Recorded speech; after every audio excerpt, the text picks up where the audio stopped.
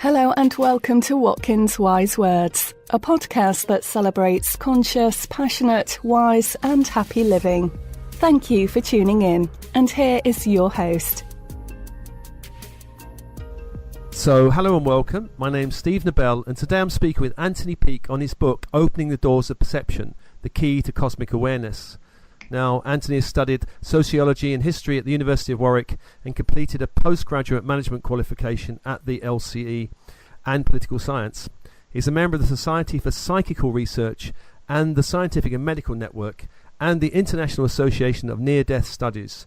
He is indeed a prolific author of many books, and his latest is this one here, Opening the Doors of Perception. Anthony, welcome to you. Welcome. I'm really delighted to be chatting to you, Steve. Brilliant. Now, it seems like you are building very much on that book by Aldous Huxley, but going well beyond it. And most of us are very familiar with the world around us. You know, when we talk about perception, we look out through the senses. But in this book, you're talking about different doors of perceptions, aren't you? I am, exactly. The whole point of The Doors of Perception by Aldous Huxley, the 1954 book, that he was arguing that for most of us the doors of perception are closed. Indeed, he was taking the original quotation from a poem by William Blake, and in the poem William Blake said, and I'm paraphrasing somewhere along the lines, if the doors of perception were cleansed, we'd see that reality as it really is infinite. And the argument is that the brain acts as an attenuator. It's a reducing engine that restricts our abilities to perceive reality as it really is. Right, brilliant. Now, I've been reading your book, and I'm just curious because I know you're a member of the Scientific and Medical Network. I've met a few of their members. They're very lovely people generally. What's been the response to your ideas, and are you viewed as a kind of heretic? It's been up and down in terms of the SMN. I'm no longer a member of the SMN. I stopped my membership around about 2 years ago, but I am thinking of rejoining. Yeah. Basically, initially they were very, very interested in my work. And indeed, I did a whole series of talks across the north of England for various scientific and medical network groups. And I presented in Switzerland for them, and I did a presentation at their annual gathering. But I think they loved my first book. They didn't seem to like my book, The Out-of-Body Experience, my Watkins book. And I think the reason for this was that I was taking a fairly materialist, reductionist viewpoint of the out-of-body experience, in the sense what I was arguing was that it's an hallucination. But I think they missed my point, which I think I clarify a little bit more in the new book, is the idea of when we define something as an hallucination, we need to understand what hallucinations are before we consider an hallucination just to be a pejorative term and an explanatory term, because we don't actually know what hallucinations are either. So when I call something an hallucination, I'm being quite specific. I'm very much taking the Green and McCreary viewpoint on this, Celia Green and Professor McCreary, who argued that an hallucination is effectively everything we perceive. So general reality we perceive is as much an hallucination because it's all brain generated. Yeah. So therefore we cannot differentiate between one kind of hallucination and another. And McCreary and Green call this the metachoric model, and that's the viewpoint taking forward. So they're coming back to my point of view. In fact, I did a talk last week for the Society for Psychical Research, and Professor Bernard Carr, the astronomer and physicist, was there, and he was extremely complimentary at the end of my talk. And Bernard is a member of the SPR and a member of the SMN. Right. Also, the SMN, the editor of the SMN magazine, has been asking me to write an article for some time now in terms of the network review.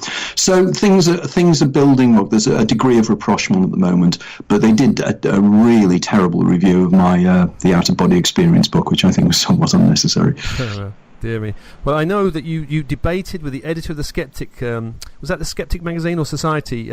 Skeptic magazine, I think. The Skeptic magazine, yeah. We did. It was fascinating. We did an event. Myself and Graham Nichols and Professor Raymond Tallis, the molecular biologist, were on one side, and the other side was the editor of Skeptic magazine.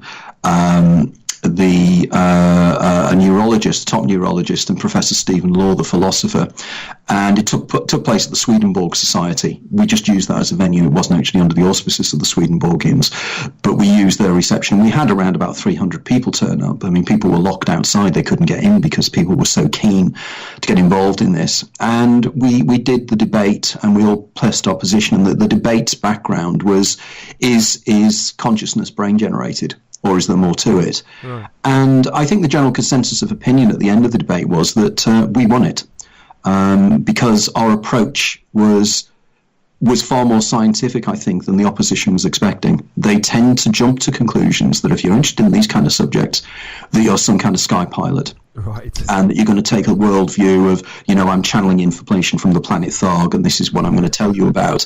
What they don't expect is us to be discussing Heisenberg's uncertainty principle, superposition, and other very, very deep and meaningful areas of quantum physics and indeed neurology.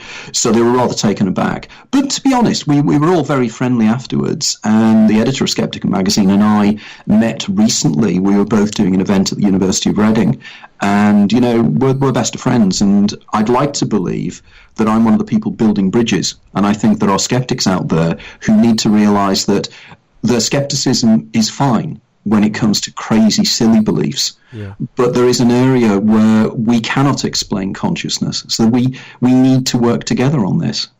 Brilliant. Now, as you said, Huxley was talking about the doors of perception, most of them being closed, whereas he found mescaline opened these doors. But there are nowadays, of course, many sacred plants and man-made hallucinatory drugs that are perhaps, some people might argue, valid ways to open these doors of perceptions, apart from mescaline, peyote, mushrooms, DMT, ayahuasca. What is your kind of findings reveal on these Well, you may be aware that Watkins commissioned me to write a book a few years ago, which was called The Infinite Minefield. Yeah. And in The Infinite Minefield, I go into great detail. The whole book is effectively about the role of the pineal gland in opening up consciousness to appreciate and experience altered states of consciousness and other realities. And in the book, I have a whole section on dimethyltryptamine, the role of dimethyltryptamine in terms of how it changes our perceptions. I also discuss other substances, the magical substance known as soma, which was a mysterious substance that seemed to come from the Middle East at some time, many centuries ago, and in India as well. And in the book, I suggest that these substances do literally open up the doors of perception, but in an artificial way. Yeah. And there is the danger there that whereas over centuries people have trained themselves in order to be able to move in altered states and to be able to accept altered states for what they are, if you artificially place yourself in these circumstances, it could be quite dangerous because you're catapulting yourself into an environment. You don't know the map, you don't know the territory, you don't know what you're supposed to do and not supposed to do. Whereas adepts such as the people in the Jung yoga tradition of Bon Buddhism and various other people, they will do that and they know how to do this. And that, I think, is the area we need to be carrying forward and being very careful about. But at the same token, in the new book, I argue that this can happen naturally, and it happens naturally to people. And at the end of the book, the Infinite Minefield, I suggest that the pineal gland itself is the clue to this, and the pineal gland is some form of portal. And again, I'm not making these statements based upon just belief. I'm making these statements based upon very, very solid neurology and neurochemistry, because the pineal gland, we know, creates melatonin. And melatonin is very, very similar in its constituents to DMT. And there are receptor sites in the brain called the trace amine-associated receptor sites that are designed to work with dimethyltryptamine, which effectively means that dimethyltryptamine has evolved in the brain. And funnily enough, around about 2 years ago, a researcher called Jimo Borjigin at the University of Michigan did a series of experiments, and they found DMT in the pineal gland of live rats. So now know it's 90% certain it's a neurotransmitter. So it's evolved. Brilliant. It's within us. Well, as you say, some of these kind of ways, especially how they're being used now, are forcing these doors open. Like there's a whole culture around LSD for many decades, really, that is a kind of forcing it open, and people talk about bad trips and good trips. But in terms of more natural ways of opening, what kind of more natural ways have you found? Okay, for instance, my own viewpoint on this, I'm a classic migrainer. Right. So I get migraine with aura. And whenever I have migraine with aura, because effectively the type of migraine I get is I don't tend to usually get headaches. All I get is I seem to be catapulted into some quasi-hallucinatory state whereby my visual field breaks down. I sense a feeling of disassociation with this reality. I have profound feelings of déjà vu. Of recognition of the circumstances I find myself in.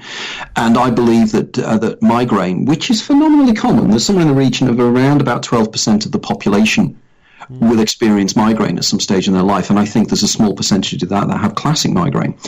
And it is known that migraineurs can have very, very extreme hallucinations. I cite in my new book the work of Oliver Sacks, the Anglo-American psychiatrist. He wrote a book called Migraine many years ago, and he discusses in great detail the hallucinatory types of migraine. So this is the first opening of the doors of perception, when the doors are slightly open, in the sense that we have a feeling that there is something more than the reality we exist within. Brilliant. Okay, and then just very quickly moving on, just a very quick synopsis. I then, in the book, present evidence that migraine, classic migraine, and temporal lobe epilepsy overlap. There are areas neurologically whereby you cannot tell whether it is temporal lobe epilepsy or migraine, because migraineurs have aura states, so do temporal lobe epileptics. And temporal lobe epileptics are when the doors are even more open. And I have a whole chapter on this. And temporal lobe epilepsy is an interesting experience, I think, for people. I think I've got a quote here from your book. A young woman believes her doors of perception had been flung wide open at the onset of her schizophrenia-facilitated experiences, making her suddenly able to perceive reality in all its terrifying power. That's quite a powerful little quote there. What about so things like migraine, temporal lobe epilepsy, and I think in your book you talk about Alzheimer's and autism as other doorways? Yes, I do. Again, I was surprised on researching the book how many links can be made between what I call the Huxleyan spectrum. And by the Huxleyan spectrum, I mean a spectrum of illnesses, in raised commas, neurological sets of circumstances, neurological constructs, that the doors are open wider and wider. And for instance, we get from temporal lobe epilepsy into schizophrenia. From schizophrenia, which the doors are wide open, and effectively this is why schizophrenics, or people who experience schizophrenia, have such difficulty in functioning in normal society, because they are perceiving a universe that is completely and utterly different to the universe we perceive. For instance, time perception is completely different for schizophrenics. They seem to bounce backwards in the past and in the future. They're completely lost in this psychological fugue. Now, there are links between temporal lobe epilepsy, schizophrenia, but also schizophrenia and autism. And it came as a surprise to me to discover that if technically somebody under the ages, I think, of 7 or 8 cannot be diagnosed as being a schizophrenic, because it's not recognized as an illness for children at that stage. So they will normally be recognized as some extreme form of autism. Now, if you then move into autism, you discover there's something called the intense world syndrome, which is a known variation on autism, which put forward by somebody called Markham. And in this, the child, again, is reacting to a sensory world that is far more open. They hear noises and sounds, light is brighter, everything is much more powerful for them, and they start to show signs of schizophrenia.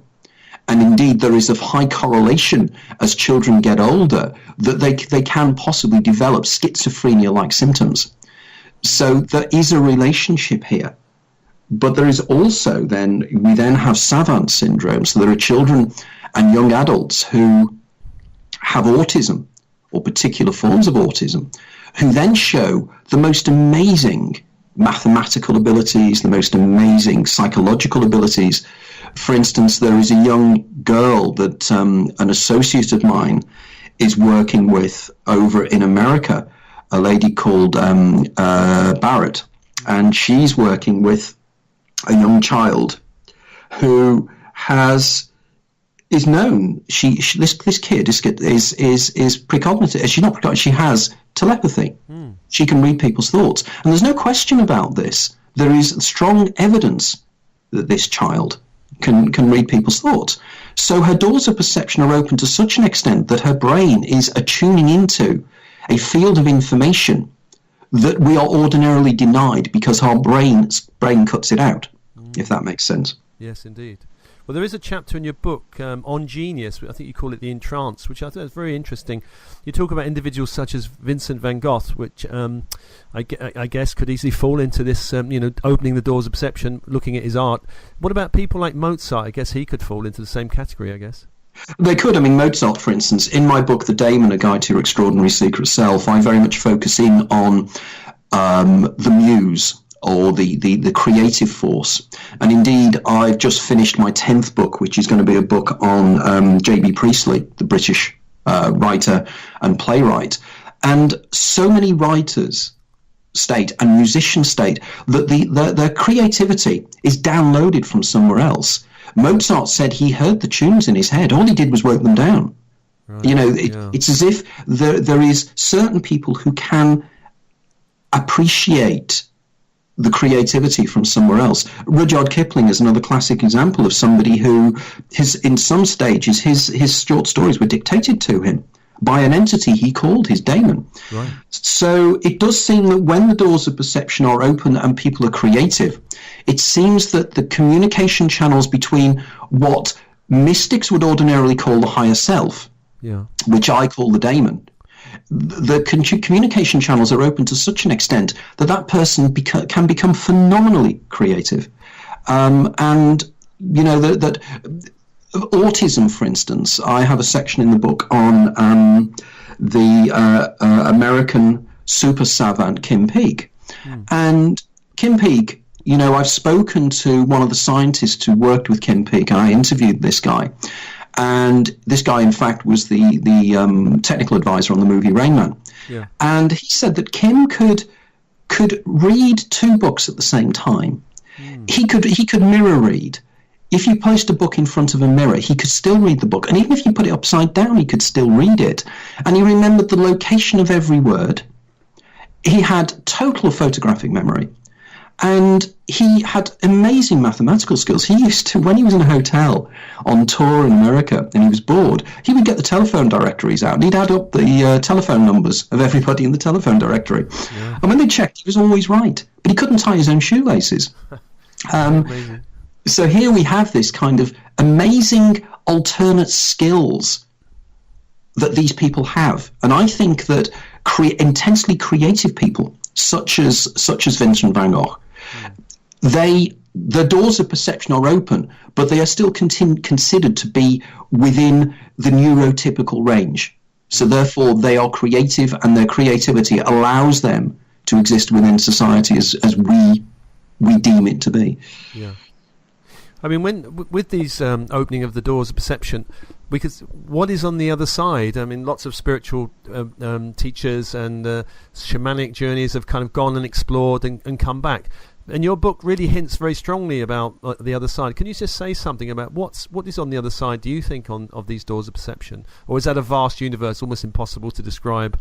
The area of the side, funnily enough, you may be aware of this, but Watkins have already commissioned me to write a sequel to opening the doors of perception, which is going to be called, technically at the moment we're calling it Through the Doors of Perception, or The View from the Other Side, or something like that, because Watkins themselves are very intrigued of where I'm taking this idea. But in this book I argue, and it's something I've argued in all my previous books, is that reality is far wider than the reality we perceive. I called it electromagnetic chauvinism, the idea that we believe that what is out there is because certain stimulants, certain vibrations of the electromagnetic spectrum cause certain stimulations in our brain, which is how we see things. And we believe that what we see is what really is. But of course it isn't. Anybody who knows anything about how the brain functions knows that this is not the case. In fact, there's something known as naive realism. These are people who believe that there's a one-to-one relationship between what your senses present to you as what is the external world is. It's far broader. We know from the existence of dark matter and dark energy. We know from in quantum physics entanglement. We know that objects can be in two places at the same time.